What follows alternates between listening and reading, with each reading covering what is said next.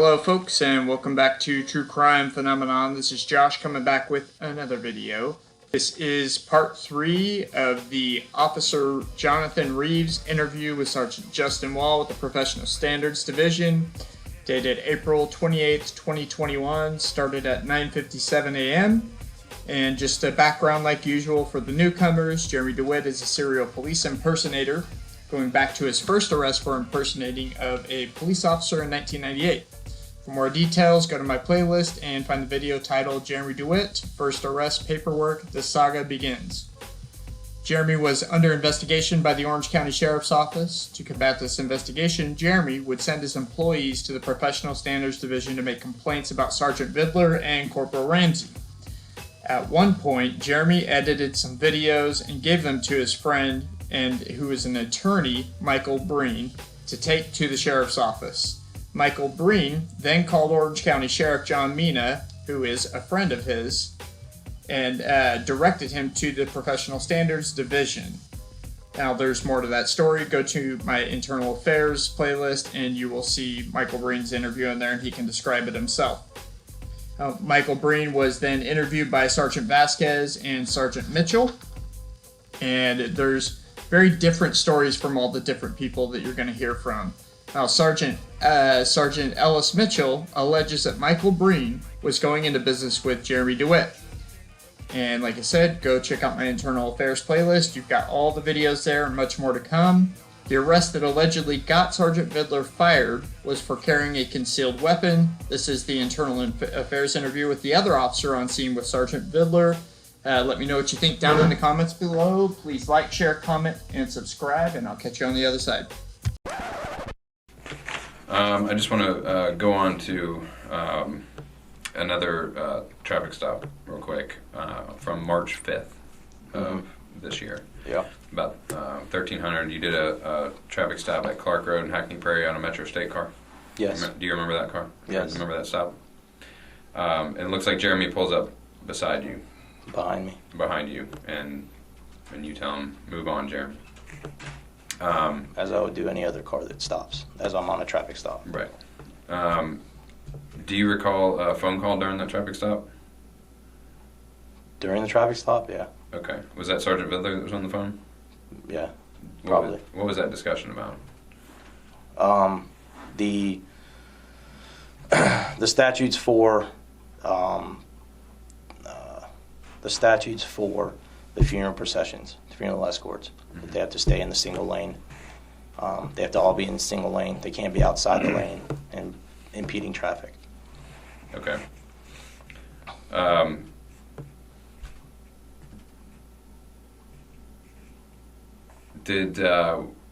Was there any discussion about the gun belt and the pepper ball gun during that conversation?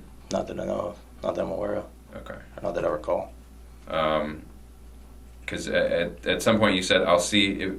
You said, "If I see him again, I'll address it." That's kind of how you ended the conversation. If he comes back, I'll address it.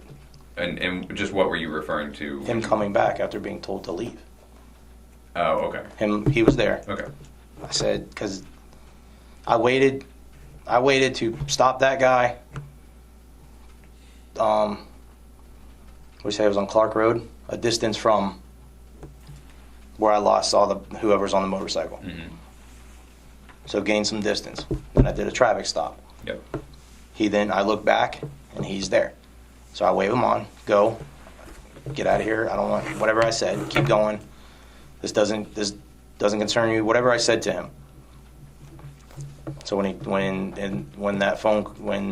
I said that, it was, if he comes back again, I'll have to address it with him now coming back and reinserting himself in a traffic stop. Okay. Which he's done multiple times. When we've stopped one person, he comes and inserts himself into the traffic stop. Okay. So being the fact that I'm now there one-on-one, two versus two-on-two, one-on-one, keep going. Whatever. He's running his mouth. Like I said, I'm on the side of the road. Whatever. Okay. Whatever. Run your mouth. Keep going. If you come back, I'll obviously have to deal with that later. Okay. Did you see any type of pepper ball gun or firearm in the holster at that point? Didn't even look. Okay. Wouldn't even know to look. I was more concerned with him. Seeing him go by me seeing him go that direction and not getting shot by this guy in the car. Right. Okay, so there was no discussion about, from Sergeant Fiddler, hey, did he have a gun on him? And the response is, oh, if I see him again, I'll address it. That wasn't in reference to Not that I recall, no. the firearm. No. No. Me seeing him again is him coming back on the traffic stop. Okay. So once again, my focus is on the guy in the car. Yeah. And getting the tickets written and getting out of there. So that's my focus. Right. Okay. So there was no discussion about the pepper ball gun or the gun. During Not that I conversation? recall. All right. How involved are you in this the ongoing investigation with Mr. Dewitte? What do you mean? Are you familiar with an ongoing investigation that's been going on for years with Mr. Dewitte? Other than this traffic stop, I'm not aware that I'm involved with it. Or being here with you, I'm not aware that I'm involved with it. Okay. From that standpoint. Are you familiar with the fact that Sergeant Bidler has engaged in an investigation, like a long-term I know investigation? I know that him and Ramsey had an investigation, yes. Okay. Are you involved in that? No. At all? No. Okay. Are you familiar with Sergeant Bidler making contact at various places of business with clients that do business with Mr. DeWitt? No. So Mr. DeWitt does different businesses, or has clients that he does business with. No. Have you ever heard of Sergeant Bidler going to these businesses No. and explaining that Mr. DeWitt is X, Y, and Z, horrible person, No. blah, blah, blah, don't do business? You never heard of that? No. There's never been any discussion about that? Not that I'm aware of. Okay. But I've never had that discussion. No rumor or anything like that? No. Okay. Are you aware of Sergeant Bidler contacting insurance companies while on traffic stops or otherwise regarding Mr. DeWitt's insurance? To confirm if they have insurance, yes. Okay. Is that a common practice in the motor unit? Or as in your time in law enforcement? I have not. I have never done it. No. Okay. Have you stopped people without insurance before? Yes. Okay. And so what do you normally do? Write them the insurance ticket. Okay. Write them the photo, whatever exhibit. Go ahead. Have you ever heard of other people other than Sergeant Bidler calling insurance companies to address insurance concerns, either on a traffic stop or later on? Are you familiar with any of that? No. Other than the only time I've heard of it is if it's with a commercial vehicle, and Vidler called to confirm if their insurance is for a commercial vehicle or for your personal vehicle. Because Okay. apparently there's a statute, which I wasn't aware of, but there's a statute that says you have to have commercial insurance for commercial vehicles. You can't use a personal insurance. Which makes sense. But is that would you say that it's common practice in the motor unit to do that, or is that the only time you've ever heard of that being done? That's as far as I've only seen it with Sergeant Vidler doing it. Okay.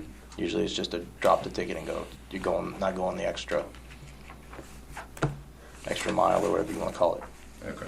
Usually just write the ticket and go. All right. And then at the beginning of this, you had made mention something about you've been told not to approach, or at least approach with two people. To your knowledge, has there been any instruction to Sergeant Bidler, Corporal Ramsey, anyone else in the motor unit, yourself included, to regarding Mr. DeWitt? What is the instruction? You said that not to approach him. What do you mean by that? Have a backup, because they'll usually, if there's more than one, if there's two or more, then you're gonna, if Jeremy's there, more than likely you're gonna get into that verbal tirade. So where did that instruction come from? I don't even remember. That was a while ago. Okay. When I say a while, a couple of years ago. Has there ever been any other instructions, like stopping Jeremy DeWitt, or stop? We've been approaching? told before to, yes, stop. Where did that come from? Whoever the captain was at the time. Were you years ago? Were you told that specifically, like in a briefing, or are you just hearing it through hearsay? Do you remember? I don't remember where it came from. But you believe it was a captain? It came from our chain. Do you know which captain? I don't even remember. Like I said, it was years ago. And what was the instruction or the? Well, we had gone from go enforce whatever on them. If you see them doing something, take whatever actions. To if you see them doing something, follow them till they get to whatever, so you don't interrupt the funeral, and then address it from there. But then there was instances where they would see that we were following them to staying with them, surveillance, whatever you want to call it, to the venue, wherever they were going to, whether it be a funeral home or a graveside, whatever, cemetery. Mm-hmm. But then they would, when you try to stop them, they turn around and beat feet, or they would see us and they would just beat feet before we could get there and leave. To then don't even disregard them, put blinders on. So we've had all three different. And that was all years ago. Has there been anything recent? Any instructions recently? There's been some reason, just leave them alone. Do you remember where that came from? No. Who told you that, or is that just sort of rumor that circulated in motors, or did it come from an actual chain of command? I don't remember where it came from.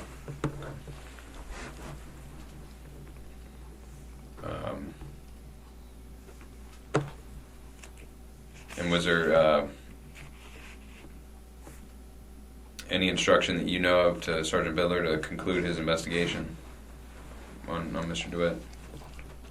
I know there was talk that they were given a certain amount of time a couple of years ago when he was doing his investigation. He was given time and then an end date as to when they had to have everything done by.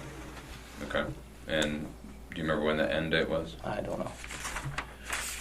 But it was years ago, would have been the end date, right? Or, are we still within that window? For what they were doing, because I believe they had a bunch of charges on them and trying to do warrants and stuff like that. And that was Recently? No. Just maybe 2 years ago. That investigation that you alluded to before. Then. Mm-hmm. Okay. So would you say that there's been kind of a lull in your interactions with Mr. Dewitte, or has it been consistent? I guess what I'm asking is, a couple years ago, right, he was arrested several times. There was warrants issued. You're familiar with that. That was back in 2019 or early 2020. We're now in 2021. Middle of 2021. So has there been like a lull in your interactions with Mr. Dewitte, or? A lull? I would say an intentional lull, that you don't even pay attention. If you see him, just don't even pay attention to him. Was there any directives recently that you know of reversing that? Not if you see them. Like I said, we had gone through several different ways of guidance, I guess. Mm-hmm. And it's if you see them doing their thing and you're out and about, and you see a violation, then address it. Okay. So if you see a violation, address it. That's the last Yes. word that you got. Yes. Okay. All right. You said that you don't remember any correspondence from anyone, specifically from legal, saying that Mr. Dewitte was allowed to carry a pepperball gun? Nothing other than what I saw online. Nothing was ever sent to us. Right, at the time. So at the time of the traffic stop up on I-4, at that time you weren't aware of any email or other correspondence from legal saying that Mr. Dewitte was allowed to carry a pepperball gun? At that time, correct. Okay. Based on your personal knowledge, conversations or otherwise, do you know if Sergeant Vidler knew that Mr. DeWitte carried a pepper ball gun? I don't know. Okay. Do you know, based on conversations with Sergeant Vidler or otherwise, that Sergeant Vidler had received correspondence from legal regarding pepper ball guns and Mr. DeWitte? I don't know. Okay. So I understand that this stop was Sergeant Vidler's stop, correct? The one up on I-4. Correct. The charges were Sergeant Vidler's, correct? Yes. Okay. But you've been in law enforcement for a while, right? Yes. At the time of the arrest and during the subsequent investigation, do you believe that Jeremy DeWitte committed a crime with regard to the pepper ball gun? Do I believe he committed a crime? Like I said, it was not it was Sergeant No, I understand that. investigation. I understand that. I'm not going to second guess another deputy.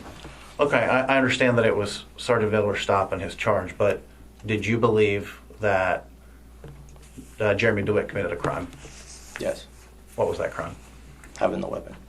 So the charge that he was issued by Sergeant Vidler? Yes. Okay. He's also a sex offender, but I know sex offenders cannot carry weapons. Okay, was he charged with that? I don't know. Okay. Based on your conversations, your past conversations with Sergeant Vidler, are you aware of any ill intent on his regard toward Jeremy DeWitte? No. Would you consider Sergeant Vidler's interactions and approach to Jeremy DeWitte to be reasonable? Yes. When these directives were passed down to not engage with Mr. DeWitte any further with Sergeant Vidler in the motors unit? I don't recall That's all. if he was there or not. That's it? Yeah. Okay. Is there anything else that you know about this investigation you'd like to add? No. The current time is 10:39 a.m. and that concludes this interview. All right, folks, that's going to wrap it up for part 3. Please like, share, comment, subscribe, and I'll catch you on the next one.